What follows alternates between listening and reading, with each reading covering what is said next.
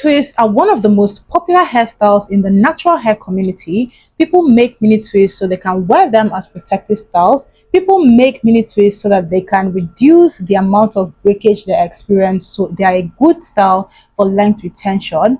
People also make mini twists as a way of reducing how much they manipulate their hair, and because mini twists are low maintenance, they don't have to touch their hair as frequently when they get the style done. But did you know that just as mini twists work amazing for a lot of people, other people experience devastating results when they make mini twists? I've had people who made mini twists and they wore the twist for about 3 weeks, 4 weeks or more, and then when it was time to take down their hairstyle, they observed that they lost way more hair after making mini twists compared to before they got their mini twist done. I'm going to talk about why mini twists are not for everyone, the other options you can actually consider if you still want to wear twists but mini twists don't work well for you, and how to decide which one is actually going to be more beneficial for your hair. Comment down below if you can relate to mini twists doing more harm than good, and if mini twists have worked well for you, you can also leave a comment as well. Mini twists became popular for a few reasons. Now, this is coming from somebody who has done mini twists countless times, and I actually love them as a hairstyle. They are cute, they are easy to manage, they are easy to style,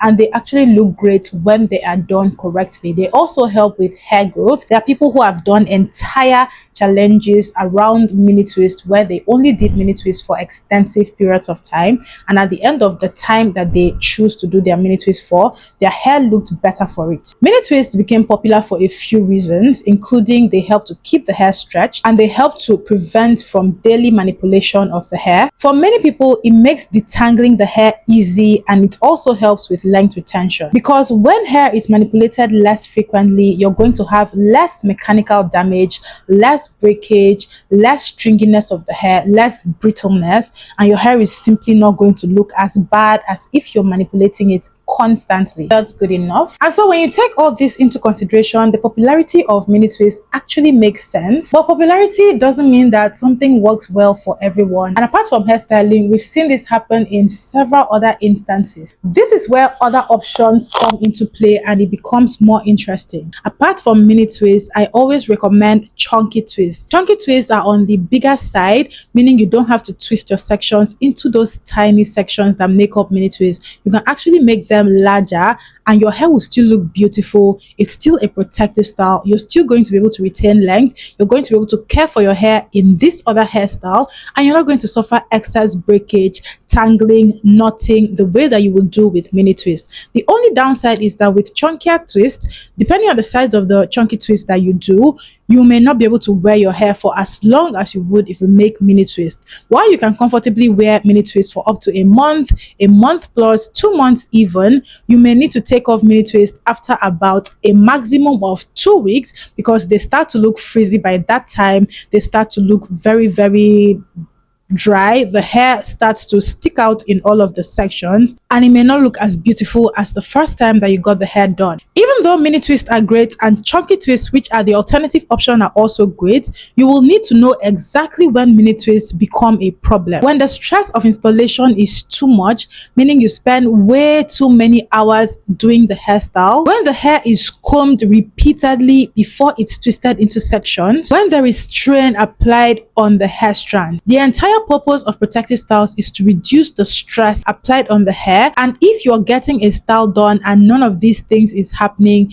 then you know you are on the right path. But if you're getting a style done and you can feel the pressure being applied to your hair and your scalp, then you will need to rethink. You can actually discontinue making the style. Mini twists are not left out of this. Hair is very fragile, and the process of making a style can be very, very tedious and lead to breakage. With protective styles, the entire goal is to reduce how much hair you lose so that the hair can get longer. The second thing to take into consideration, and probably more significantly, is tangling during takedown. The longer you wear your twist, the more the hair is going to tangle and mat around each other, and when it's time to take down the hairstyle, depending on how coarse or how tightly coiled your hair is, you will need to pay very proper attention so that you don't lose hair in that process. What I like to do when I take down my twist is use some whipped shea butter. I don't take down my twist when the hair is wet because that just doesn't work for me, and I spend more time trying to take down the hair compared to when I do it dry. So I apply whipped shea butter to my fingers, and then I start to work with each section, gently separating the hair, gently unraveling the hair.